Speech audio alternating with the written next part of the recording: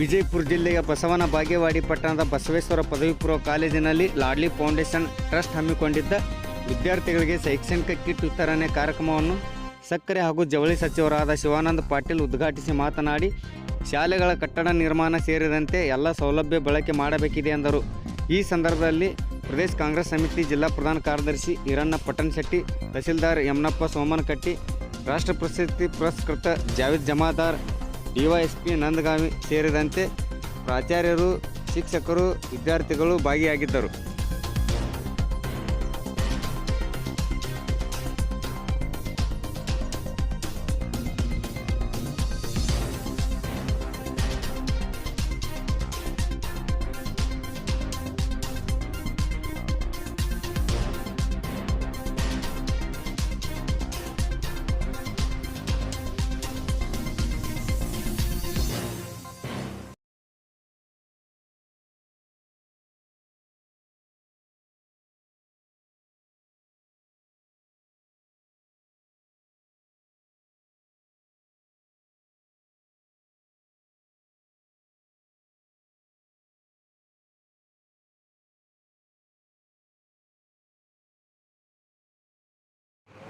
ಬಹಳ ಸಂತೋಷದ ಒಂದು ಕಾರ್ಯಕ್ರಮ. ಯಾಕೆಂದ್ರೆ ಸರ್ಕಾರಿ ಶಾಲೆಗಳಿಗೆ ಸರ್ಕಾರ ಅನುದಾನ ಕೊಟ್ಟೇ ಕೊಡ್ತದೆ. ಸರ್ಕಾರ ಕೊಡ್ತಕ್ಕಂಥ ಅನುದಾನದಲ್ಲಿ 100ಕ್ಕೆ 60ರಷ್ಟು ಹಣ ಇವತ್ತು ಗುರುಗಳಿಗೆ ಗುರುಮಾತೆಗೆ ಹೋಗ್ತದೆ. ನಾವು 40% ಹಣದಲ್ಲಿ ಸರ್ಕಾರಿ ಶಾಲೆಗಳನ್ನು ಕಟ್ಟಬೇಕು, ಮಕ್ಕಳಿಗೆ ಬಿಸಿ ಊಟ ಕೊಡಬೇಕು, ಬಸ್ ಕೊಡಬೇಕು, ಜೊತೆಗೆ ನಿಮ್ಮ ಎಲ್ಲ ಸವಲತ್ತುಗಳನ್ನು ಸೃಷ್ಟಿ ಮಾಡಬೇಕು. ಇದ್ರ ಮಧ್ಯೆ ಕೂಡ ಸರ್ಕಾರಿ ಶಾಲೆಗಳನ್ನು ಉಳಿಸ್ಕೊಂಡು ಹೋಗ್ತಕ್ಕಂಥ ಜವಾಬ್ದಾರಿ ಸರ್ಕಾರಕ್ಕಿರ್ತದೆ. ಅಲ್ಲೇನು ಅನ್ನಿಸ್ತದೆ, ಸರ್ಕಾರಿ ಶಾಲೆ ಜೊತೆ ಪ್ರೈವೇಟ್ 1-2 ಶಾಲೆ ಬಂದ ಮೇಲೆ ಕಾಂಪೀಟ್ ಮಾಡಿದ್ಮೇಲೆ ಜನರಿಗೆ ಏನು ಅನ್ನಿಸ್ತದೆ, ಸರ್ಕಾರಿ ಶಾಲೆಗಿಂತ ಪ್ರೈವೇಟ್ ಶಾಲೆ ಬಹಳ ಚೆನ್ನಾಗಿ ಕಾಣ್ತದೆ. ಇತ್ತೀಚಿನ ದಿನಮಾನಗಳಲ್ಲಿ ಮೊದಲು ಪ್ರೈವೇಟ್ ಶಾಲೆಗಳು ಕೂಡ ಇನ್ನೊಂದು ಕಾಯಕ ಅಂತ ಮಾಡಿದ್ರು. ಅಂದ್ರೆ ಕಾಯಕ ಅಂದ್ರೆ ಪರೋಪಕಾರಿ ಕೆಲಸ ಅಂತ ತಿಳ್ಕೊಂಡು ಮಾಡಿದ್ರು. ಕಾಲಕ್ರಮೇಣ ಅವ್ರು ಫೀಸ್ ಅಂತೇಳಿ ದುಡ್ಡು ತಗೊಳಿಕ್ ಪ್ರಾರಂಭ ಮಾಡಿದ್ರು, ಬಸ್ಸಿನ ಸೌಕರ್ಯ ಅಂತ ತಗೊಳಿಕ್ ಮಾಡಿದ್ರು, ಆಮೇಲೆ ಡೊನೇಷನ್ ಅಂತ ಹೇಳಿ ಮಾಡಿದ್ರು.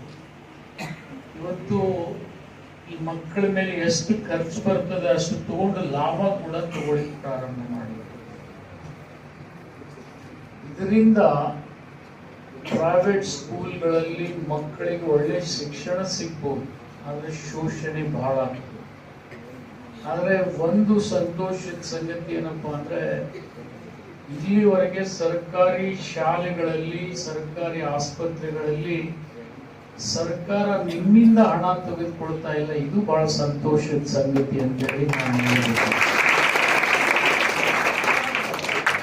ಧರ್ಮ ಸಹಯೋಗದಿಂದ ನಾವು ನೋಡ್ತೀವಿ, ಸರ್ಕಾರಿ ಶಾಲೆ ಕಲಿತಕ್ಕಂಥ ಮಕ್ಕಳಲ್ಲಿ ಇರ್ತಕ್ಕಂಥ ಪ್ರತಿಭೆ ಮತ್ತು ಪ್ರೈವೇಟ್ ಸ್ಕೂಲ್ನಲ್ಲಿ ಇರ್ತಕ್ಕಂಥ ಮಕ್ಕಳ ಪ್ರತಿಭೆಯನ್ನ ಹೊಂದಾಣಿಕೆ ಮಾಡಿದಾಗ ಸರ್ಕಾರಿ ಶಾಲೆ ಮಕ್ಕಳೇ ಬಹಳ ಪ್ರತಿಭಾವಂತರು ಅಂತ ಹೇಳಿ ಇವತ್ತು ಸಾಬೀತಾಗ್ತದೆ. ಕೆಲವು ಕಡೆ ನೋಡ್ತೀವಿ 170ರಷ್ಟು ಹುಡುಗಿಯರೇ ಪಾಸ್ ಆಗ್ತಾರೆ. ಹುಡುಗರು ಪಾಸ್ ಆಗೋದಿಲ್ಲ ಅಂತ ಸಿಟ್ಟಿಗೆ ಬರಬೇಡ್ರಿ, ನೀವು ಆಗ್ಬೇಕು. ಆದ್ರೆ ಒಂದು ಕಾಲದಲ್ಲಿ ಸಮಾಜ ಹುಡುಗಿಯರಿಗೆ ಪ್ರೋತ್ಸಾಹ ಕೊಡಲಿಲ್ಲ. ಆದ್ರೂ ಕೂಡ ಇವತ್ತು ಪ್ರೋತ್ಸಾಹ ಕೊಡ್ತಕ್ಕಂಥ ಚಾಲನೆ ಎಲ್ಲಿಂದ ಸಿಕ್ತು ಜಗತ್ತಿಗೆ ಅಂದ್ರೆ ಅದು ಅಣ್ಣ ಬಸವಣ್ಣನ ನಾಡಿನಿಂದ ಅಂತ ಹೆಣ್ಮಕ್ಳು ಕೂಡ ಇವತ್ತು ಹುಡುಗರಿಗಿಂತ ಕಡಿಮೆ ಅಲ್ಲ ಅನ್ನೋದು ಸಾಬೀತು ಮಾಡಿದ್ದಾರೆ. ಇವತ್ತು ನಿಮಗೆಲ್ಲ ಗೊತ್ತಿದೆ, ಈ ದೇಶದ ದೊಡ್ಡ ಹುದ್ದೆ ಪ್ರಧಾನಿ ಮಂತ್ರಿ, ಅದಕ್ಕಿಂತ ದೊಡ್ಡ ಹುದ್ದೆ ರಾಷ್ಟ್ರಪತಿ. ಈ ದೇಶದ ಪ್ರಥಮ ಪ್ರಜೆ ಯಾರಪ್ಪ? ಹೆಸರೇನು ಗೊತ್ತದಲ್ಲ, ಅಷ್ಟರ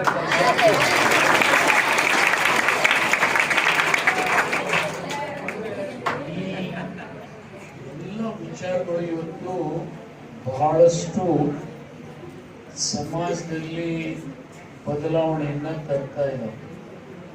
ಇವತ್ತು ಅದರಲ್ಲಿ ನನಗೊಂದು ಸಂತೋಷದ ಸಂಗತಿ ಏನಪ್ಪಾ ಅಂತಂದ್ರೆ, ಜಾವೇದ್ ಜಮಾದಾರ್ ಅವರು ರಾಷ್ಟ್ರಪತಿ ಪದಕದ ಭಾಗ್ಯಸ್ಥರು. ಅವರಿಗೆ ಇಂಥ ಸಾರ್ವಜನಿಕ ಕೆಲಸ ಮಾಡೋದ್ರಿಂದ ರಾಷ್ಟ್ರಪತಿ ಪದಕ ಸಿಕ್ಕಿದೆ ಅಂದ್ರೆ ಅದು ಒಂದು ಕೆಲಸ ಮಾಡ್ತಾ ಮಾಡ್ತಾ ಇವತ್ತು ಅವರಿಗೆ ಒಂದು ಒಳ್ಳೆ ಸಂಸ್ಥೆ ಸಿಕ್ಕಿದೆ, ಲಾಡ್ಲಿ ಬಹ್ನಾ ಸಂಸ್ಥೆ. ಆ ಸಂಸ್ಥೆ ಈಗಾಗಲೇ ಅನೇಕ ಕಾರ್ಯಕ್ರಮಗಳನ್ನ ಮಾಡಿದೆ ಬಿಜಾಪುರದಲ್ಲಿ.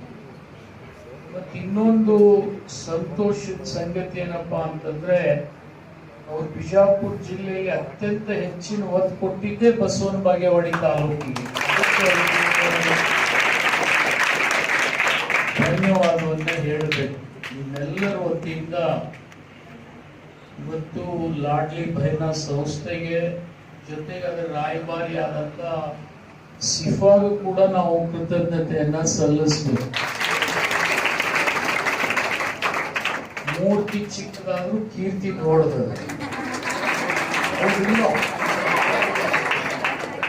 ಇದಕ್ಕಿನ ಚೆನ್ನಾಗಿ ಮಾತಾಡ್ತಾಳೆ ಇಲ್ಲಕ್ಕೆ, ನೀವು ಅಕ್ಕಿ ಹಿಂಗ ಆಗ್ತಿರಿಲ್ಲೋ?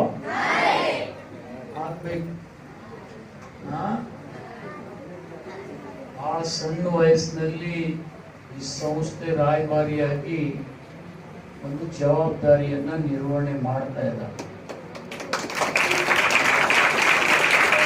ಜೊತೆಗೆ ಅನೇಕ ವಿಷಯಗಳ ಬಗ್ಗೆ ನಿಮಗೆ ಜ್ಞಾನ ಕೊಟ್ಟಿದ್ದಾರೆ. ಆಕೆಗಿರ್ತಕ್ಕಂಥ ಜ್ಞಾನವನ್ನ ನಿಮ್ ಜೊತೆ ಹಂಚ್ಕೊಳ್ತಾ ಇದ್ದಾರೆ. ನನ್ನ ಎದುರಿಗೆ ಹೈಜೀನ್ ಬಗ್ಗೆ ಮಾತನಾಡಿದ್ರು, ಸ್ಯಾನಿಟೇಷನ್ ಬಗ್ಗೆ ಮಾತನಾಡಿದ್ರು. ಎಲ್ಲ ವಿಚಾರಗಳು ಅದರಲ್ಲಿ ಹೇಳ್ತಾರೆ, ಕ್ಲೀನ್ನೆಸ್ ಇಸ್ ಗಾಡ್. ಎಷ್ಟು ಸ್ವಚ್ಛತೆ ಇಡ್ತೀವೋ ಅದೇ ಒಂದು ದೇವರು. ದೇವರಿಗೆ ಹೋಗಿ ಮೂರ್ತಿಗೆ ಹಾರ ಹಾಕಿದ್ರೆ ದೇವ್ರ ಸಂತೋಷ ಆಗೋದಿಲ್ಲ. ದೇವರನ್ನು ಸ್ವಚ್ಛ ಇಟ್ಟು ದೇವರನ್ನ ಜಾಗೃತಿ ಮಾಡಿ ನಾವು ಜಾಗೃತಿ ಆದಾಗ ಮಾತ್ರ ದೇವ ಪ್ರತ್ಯಕ್ಷ ಆಗ್ತಾನೆ. ನೀವು ಆ ರೀತಿ ಕೆಲಸ ಮಾಡಬೇಕು. ಇವತ್ತು ಸಿಫಾ ಬಂದು ನಿಮಗೆ ಬಹಳಷ್ಟು ವಿಚಾರಗಳನ್ನು ತಿಳಿಸಿಕೊಟ್ಟಿದ್ದಾಳೆ. ಅವರಿಗೂ ಕೂಡ ಇವತ್ತು ನಮ್ಮ ಲಾಡ್ಲಿ ಫೌಂಡೇಶನ್ ಟ್ರಸ್ಟ್ ಇಂದ ಮಾಡ್ತಾ ಇದ್ದೇವೆ. ನಮ್ಮ ಲಾಡ್ಲಿ ಫೌಂಡೇಶನ್ ಟ್ರಸ್ಟ್ ಲಾಭರಹಿತ ಸಂಸ್ಥೆಯಾಗಿದೆ. ಯಾಕಂದ್ರೆ ನಮಗೆ ಈ ಲಾಡ್ಲಿ ಫೌಂಡೇಶನ್ ಟ್ರಸ್ಟ್ಗೆ 3 ರಾಷ್ಟ್ರ ಪ್ರಶಸ್ತಿ ಭಾರತ ರಾಷ್ಟ್ರಪತಿಗಳಿಂದ ಸಿಕ್ಕಿದೆ. ಅದರ ಜೊತೆಗೆ ನನಗೂ 3 ರಾಷ್ಟ್ರಪತಿಗಳಿಂದ ಪ್ರಶಸ್ತಿಯೂ ಸಹ ಲಭಿಸಿದೆ. ಇದರ ಜೊತೆಗೆ ನಾವು ಮೊದಲನೇ ಬಾರಿಗೆ ಬಿಜಾಪುರ ಜಿಲ್ಲೆಯಲ್ಲಿ AI ಟೆಕ್ನಾಲಜಿಯಿಂದ ಶೌಚಾಲಯವನ್ನು ನಿರ್ಮಾಣ ಮಾಡ್ತಾ ಇದ್ದೇವೆ. ದೇಶದಲ್ಲಿ ಪ್ರಥಮ ಬಾರಿಗೆ ಯಾವುದೇ ಸರ್ಕಾರಿ ಶಾಲೆಯಲ್ಲಿ, ಅನೇಕ ಕಡೆ ಇವೆ, ನಾವು ಸರ್ಕಾರಿ ಶಾಲೆಯಲ್ಲಿ ಮಾಡ್ತಾ ಇದ್ದೇವೆ. ಅದರ ಜೊತೆಗೆ ಈಗಾಗಲೇ ನಮ್ಮ ಲಾಡ್ಲಿ ಫೌಂಡೇಶನ್ ಟ್ರಸ್ಟ್ನಿಂದ ನಾವು ರಾಜಸ್ಥಾನ್, ಗುಜರಾತ್ ಹಾಗೂ ಜಮ್ಮು ಕಾಶ್ಮೀರದ ಸುಮಾರು 5 ಜಿಲ್ಲೆಗಳಲ್ಲಿ ಈ ಯೋಜನೆಗಳನ್ನು ನಾವು ಹಾಕಿಕೊಂಡಿದ್ದೇವೆ. ಮೊನ್ನೆ ತಾನೇ ಉತ್ತರ ಪ್ರದೇಶ ಸರ್ಕಾರದಿಂದ ನಮಗೆ ಪೂರ್ತಿ ಅಯೋಧ್ಯ ನಗರದ ಒಂದು ಶೌಚೀಕರಣ ಹಾಗೂ ನೈರ್ಮಲ್ಯಕ್ಕಾಗಿ ಸುಮಾರು ಒಂದು 50 ಕೋಟಿಯ ಒಂದು ಯೋಜನೆಯೂ ಸಹ ನಮ್ಮ ಲಾಡ್ಲಿ ಫೌಂಡೇಶನ್ಗೆ ಸರ್ಕಾರ ನೀಡಿದೆ. ಈಗಾಗಲೇ ನಾವು ಅನೇಕ ಕಡೆ ಸುಮಾರು 7 ಶೌಚಾಲಯಗಳನ್ನು ನಿರ್ಮಿಸಿ ಈಗ ನಾವು ಅದನ್ನು ಹಸ್ತಾಂತರ ಮಾಡಿದ್ದೇವೆ.